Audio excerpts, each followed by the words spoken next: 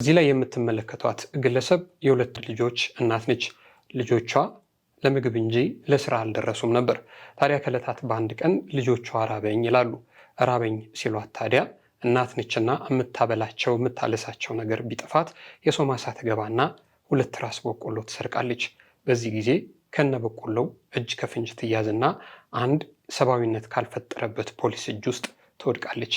ታዲያ ይሄ ፖሊስ ይችን እናት በሰፈርተኛው በመንደርተኛው ልፍ ብሎም ደግሞ በነዛ ህፃናት ልጆቿ ፊት እንዳልነበረች አድርጎ እየሰደበ እያዋረዳት አካላዊ እንቅስቃሴ እየሰራ በልምጭ እየገረፈ ይቀጣታል። ነገሩ ማህበራዊ ሚዲያ ላይ ከወጣ በኋላ በብዙ መልኩ መነጋገሪያ ሆነ። ነገርየው እጅግ በጣም ልብ የሚሰብርና የሚያናድድ ደግሞ ልፍ ሲልም ከፖሊስነት ስነ ምግባራዊ ውጭ የሆነ ጉዳይ ሆኗል። ነገሩ የኋላ ለዚህች እናት ግን አንድ ያልታሰበ ሲሳይ ይዞላት መጣ። አንዳንድ ክፉ ነገሮች ደግ ነገሮችን አዝለው ይመጣሉ። ምንድነው የተፈጠረው? በኋላ ላይ እቺ እናት የገጠማት ነገር ብዙዎችን አስደስቷል። ያም ቢሆን ግን በልጆቿ ፊት የተፈጸመባትና የተደረገባት ነገር ግን መቼም ቢሆን ከልቧ የማይጠፋ ልጆቹም ቢሆኑ የማይረሱት ጉዳይ ነው። ሰላም የምንወዳቸውና የምናከብራቸው የጊዜ ሚዲያ ቤተሰቦች እንዴት አላችሁ? በያላችሁበት የዓለም ጫፍ በያላችሁበት የሀገር ጥግ ሁሉ ሰላም፣ ፍቅር፣ ጤና ትሆኑ ዘንድ ዘወትር ምኞታችን ነው። ኤልያስ ደግነት ነኝ። በዛሬው መሰናዷችን የዚህችን እናት ታሪክ ይዘንላችሁ መጣንና ነገርየው ላይ እናንተ ማየታችሁ ሀሳብ አስተያየቶቻችሁን እንድትሰጡበት። እዚህች እናት ላይ እንዲህ አላስፈላጊ ነገር ያደረገውን ፖሊስ በተመለከተ ህዝቡ በሁለት ሀሳብ ግራ ቀኝ ሆኖ ይጠዛጠዝ ይዟል። ይህን ካደረገ በኋላ መታሰር አለበት፣ መታሰር የለበትም፣ እሱ እንዲህ ባያደርጉ ኖሮ እሷ ለዚህ ጉዳይ አትበቃም ነበር የሚሉ ሰዎች በስፋት እየተገኙ ነው። ነገሩን ከስር ከመሰረቱ እንድታዩትና እንድትመለከቱት ጫፉንም እንድትይዙት ወደ ዋናው ጉዳያችን እንግባና እዚች እናት ላይ የተፈጸመውን ቪዲዮ መጀመሪያ እናሳያችሁ።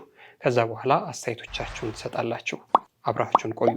ታዲያ ጊዜ ሚዲያን ሰብስክራይብ ማድረግ እንዳትረሱ። አዋት ከእንቅልፎ ሲነቁ ድንቅ የአዋፋት ዝማሬ የሚሰሙበትና ጤናማ አየር የተነፈሱ በሚኖሩበት አዲሱ ቤተ መንግስት ጫካ ፕሮጀክት አቅራቢያ አፓርትመንት ቤቶችን በልዩ አከፋፈል ለሽያጭ አቅርበናል። በአንዴ ለምትከፍሉ ስቱዲዮ 2.7 ሚሊዮን ብር፣ ባለ 1 መኝታ 4.8፣ ባለ 2 መኝታ 7.3 ሚሊዮን ብር እንዲሁም ባለ 3 መኝታ 9.7 ሚሊዮን ብር ብቻ። በአንዴ መክፈል ለማትችሉ ሁለት የክፍያ አማራጮችን ይዘን ቀርበናል። 20% ቅድመ ክፍያ በመክፈል ቀሪውን ያለ ወለድና ያለ ዋጋ ጭማሪ መክፈል ይችላሉ። ሁለተኛው 40% ቅድመ ክፍያ ከፍለው 60% ቤቱን ሲረከቡ መክፈል ይችላሉ። በተጨማሪም ለቢሮና ለንግድ የሚሆኑ የንግድ ሱቆችን ሳር ቤት፣ ቡልጋሪያና ፒያሳ ለሽያጭ አቅርበናል። ውጭ ሀገር ለምትኖሩ ደንበኞች ወኪል ሳያስፈልጎት ውሎን በዲኤችኤል ያሉበት ድረስ እንልካለን። ለበለጠ መረጃ በ0991 81 12 91 ሃሎ ይበሉን። ቴምር ፕሮፐርቲስ የህልሞ ማረፊያ።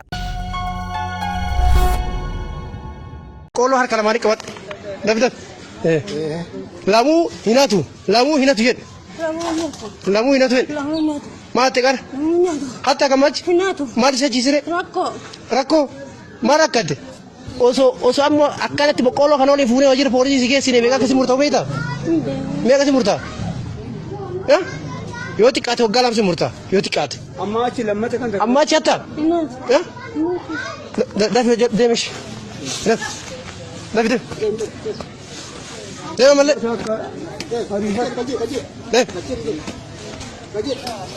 Zordavi. Ma buddeena dhooftan jiraattu ati?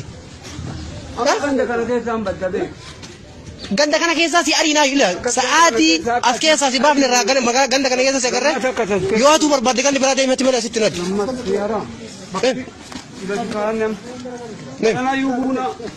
Oofaa baatee hin beekna bakka boqqooloo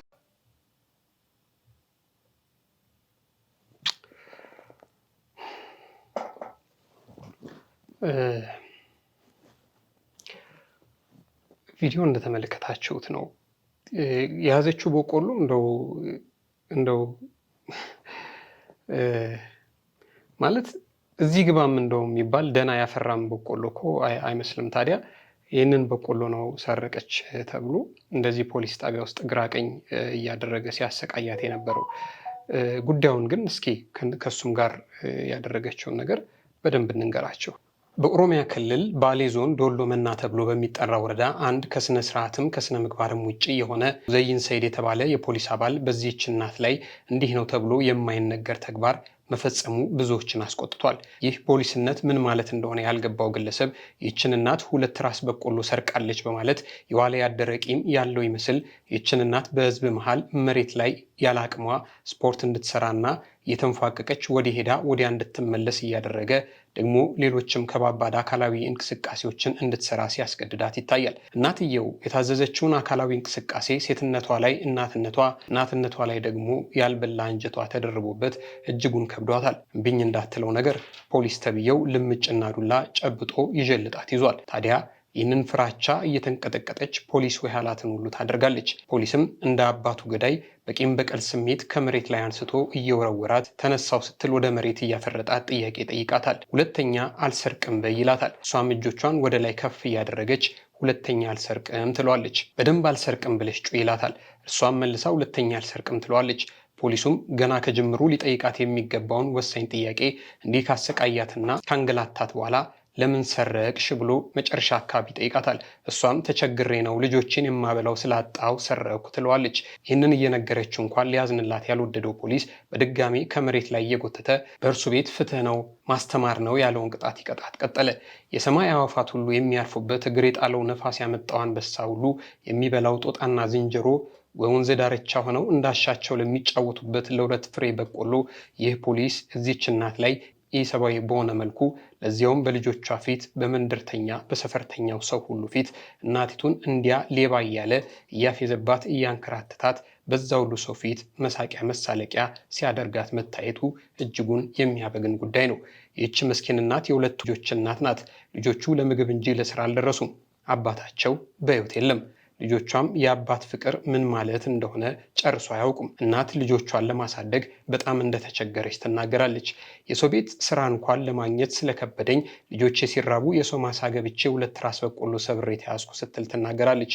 ምናልባት በዚያን ሰዓት የልጆቿን መራብ አይታ ወስዳ ልታበላቸው አስባ ሊሆን ይችላል። ምናልባት ደግሞ ራሷም ተርባ ወስዳ ልትበላና ደግሞ አቅም የሚፈልግ ስራ ሰርታ ልጆቿን ልታበላ አስባ አቅዳም ሊሆን ይችላል።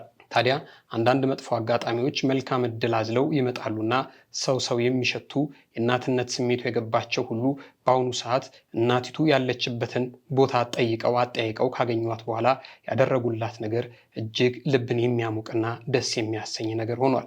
እንደዛ ጨካኝና ሰብአዊነት ካልታየበት የፖሊስ አባል እንዲህ በጎ ወደሚሰሩ ሰዎች እጅ የወደቀችው እናት ነገር አሁን አነጋጋሪ ሆኗል።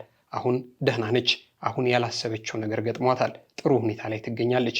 አሁን ይህች እናት አንድ ሙባረክ በተባለ ቲክቶከር አማካኝነት በቲክቶክ ላይ ከ1 ሚሊዮን ብር በላይ ሊሰበሰብላት ችሏል። አንዳንድ መጥፎ አጋጣሚዎች እንዲህ ያለ ነገር ይወልዳሉ። እንዲህ አይነት ግፍ የፈጸመው የባሌ ዞን ዶሎ መና ወረዳ የፖሊስ አባል ሙዘይን ሰይድም በቁጥጥር ስር መዋሉን የወረዳው ኮሚዩኒኬሽን ይፋ አድርጓል። ታዲያ ከዚህ ጉዳይ ጋር ተያይዞ የፖሊሱ ድርጊት ህዝቡን በሁለት ጎራ ከፍሎት ይገኛል። ወዲህ ይታሰር ይቀጣ የሚሉ ህጉና ደንቡን እያጣቀሱ ያሉ ሰዎች መታሰሩን ሲደግፉ ድህነት ወንጀል አይደለም፣ ህግ መከበር እንዳለበት ሁሉ የሰብአዊነት ክብርም ሊጠበቅ ይገባ ነበር።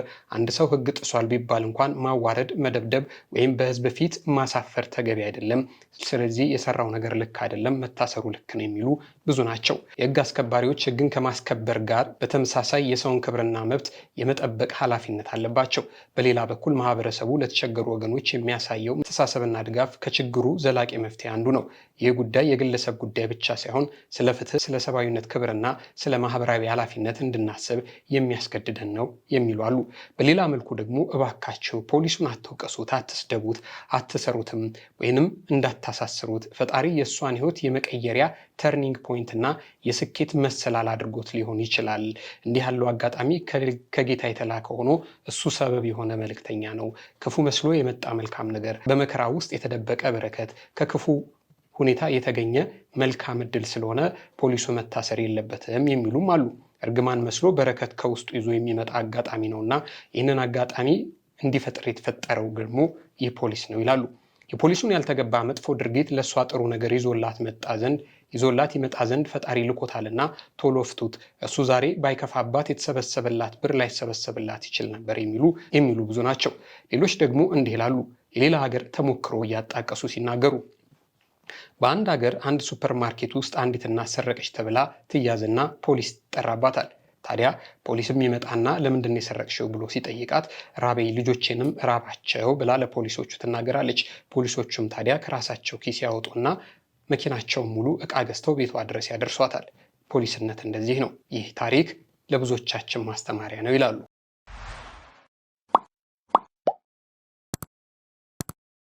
እንግዲህ ታሪኩን እንደሰማችሁት ነው። የፖሊሱ ጭካኔ እንዲህ ነው የሚባል አይደለም።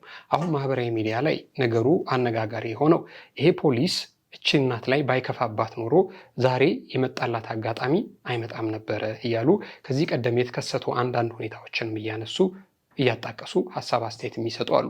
የምታስታውሱ ከሆነ ከወራት በፊት እንደዚሁ ልጆቿን ሲርብባት ከአንድ ሰው ማሳ ትገባና የተቀመጠ ቆጮ ወይም ቡላ ነገር የሰረቀች እናት እንደዚሁ በተመሳሳይ እናት በሆነች ግለሰብ በሰው ፊት ስትዋረድ ነበር። ሰረቀች የተባለችውን ቡላ አናቷን ፊቷን እየቀባቻት በህዝብ ፊት ስታሰቃያት የነበረች አንዲት እናት ነበረች። ታዲያ ይህንን የተመለከተች አንዲት በጎ አድራጊ ከአዲስ አበባ ተነስታ ያለችበት ድረስ ሄዳ በቡላ ፈንታ ፀጉሯን ቅቤ እየቀባች ለእግሯ ጫማ፣ ደግሞ ብርድ ልብስ፣ ደግሞ ጋቢ፣ ደግሞ ነጠላ አድርጋ ሁሉንም ነገር አድርጋ አሟልታ ችግሯን በዘላቂነት ልትፈታላት ትችላለች። በተመሳሳይ መልኩ አሁን ስሟን መጥቀስ ከማንፈልገው አንዲት ቲክቶከርም ጋር ተያይዞ አንዲት የኔቢጤ ተታለለች በሚል ማህበራዊ ሚዲያ ላይ ብዙ ሰዎች መነጋገሪያ አድርገዋት ታለለች ከተባለችበት ብር በላይ የተሰበሰበላት እናት ነበረች። ታዲያ ከዚህ ጉዳይ ጋር ተያይዞ አንዳንድ መጥፎ አጋጣሚዎች ጥሩ አጋጣሚ ይዞ ይመጣሉ ይባላሉ። አሁን ይሄ ፖሊስ መታሰር የለበትም ፈጣሪ እሱን ሰበብ አድርጎላት ነው የሚሉም አሉ። ወዲህ ደግሞ አንጀታቸው ያረሩ ሰዎች ደግሞ መታሰርና መቀጣት አለበት እያሉ ነው። እዚህ ጉዳይ ላይ እናንተ ያላቸው ሀሳብ አስተያየት ምንድን ነው? አሁን እናቲቱ በጥሩ ሁኔታ ላይ ትገኛለች። ከ1 ሚሊዮን ብር በላይ ተሰብስቦላታል። ያም ቢሆን ግን የሰውየው ሁኔታ በእርግጥ የሚያናድድ ነው። እናት ላለው ሰው ትልቁ ነገር እነዚህ ልጆች ሲያድጉ አይምሯቸው ውስጥ ምንድን ነው የሚቀረው? ፖሊስ የሚባል ነገር ሲያዩ ምንድን ነው የሚሰማቸው? የአካባቢ ነዋሪ ማህበረሰብ፣ ጎረቤት፣ ዘመድ አዝማድ ተሰብስቦ እናታቸው ላይ ሲስቅ አይተዋል። ሲያድጉ ምንድን ነው የሚሆኑት? የእናንተ ሀሳብ ምንድን ነው? ሀሳብ መስጫ ሳጥን ላይ ያስፍሩልን። የምንወዳችሁና የምናከብራችሁ የጊዜ ሚዲያ ቤተሰቦች አብራችሁን ስለቆያችሁ እጅግ በጣም ከልብ አድርገን እናመሰግናለን። ጊዜ ሚዲያን ሰብስክራይብ ሳታደርጉ የምትመለከቱን ከሆነ ሼር፣ ላይክ፣ ሰብስክራይብ፣ ኮሜንት እያደረጋችሁ ቤተሰብ አድርጉን። 100 ሺህ ልንሞላ የቀሩን ጥቂት ሺዎች ናቸው።